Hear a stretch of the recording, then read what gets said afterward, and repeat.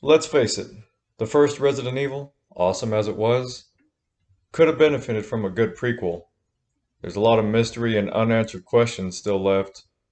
Unfortunately, the prequel we got only made matters worse. Resident Evil Zero was just an awkward addition and didn't make any sense into the original storyline. A good prequel needs to focus entirely on the STARS Bravo team, each individual member, not just on Rebecca Chambers and some random character that is Capcom's interpretation of an American bad boy named Billy Cohen. The main antagonist for the game, Dr. James Marcus, is a resurrection of someone. He's over the top, he's unbelievable. He looks like he's straight out of Japanese folklore. Not to mention he sings opera to his pet leeches. He just does not tie in well with the overall tone and emotional atmosphere of the original game.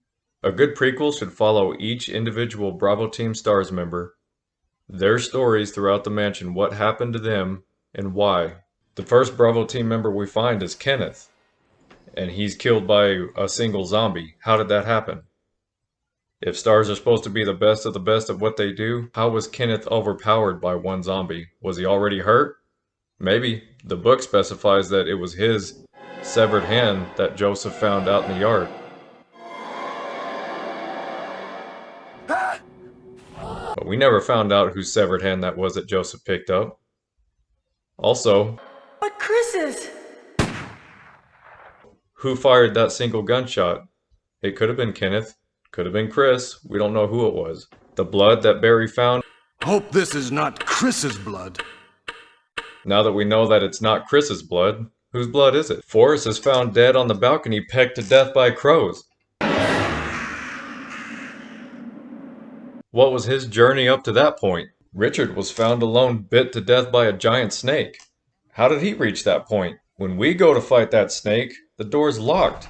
Did the Bravo team members have to endure different puzzles, different traps to get to where they got? Enrico made it down to the tunnels before anybody else. How did he get down there? He already had a pre-existing wound. How did he get that? We all know he was shot and killed by the double-crosser Wesker because he was about to spill the beans on something he found out. What did he find out? It could be exactly what we ended up finding out later. It could not be. We don't know. The STARS are doomed. Someone is a traitor. Everything was plotted from the start by Umbrella. What were those beans, Enrico? How did Rebecca's goofy self end up in the medical room with no gun? Resident Evil Zero doesn't explain that. She has a gun at the end of it.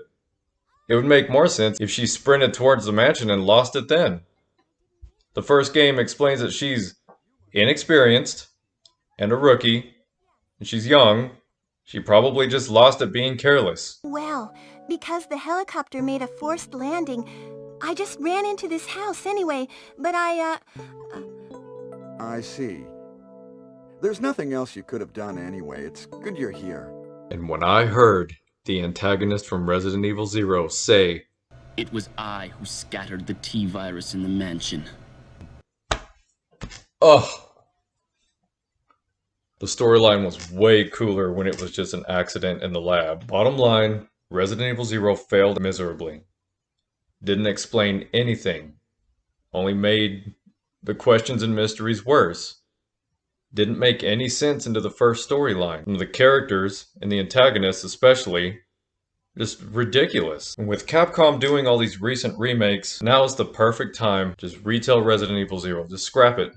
Do something better. It makes more sense. They should take a note from John Carpenter's The Thing, which is sci-fi horror at its finest, which had a prequel that explained everything that happened up until the point of the first movie. That's what the prequel of Resident Evil needs to be like. And answer those mysteries and questions in ways that make sense. And stop with these goofy, over-the-top characters. They're just making matters worse. Anyway, if you agree, or if you enjoy my content, please like and subscribe. I'm going to keep these things coming. Thanks for watching.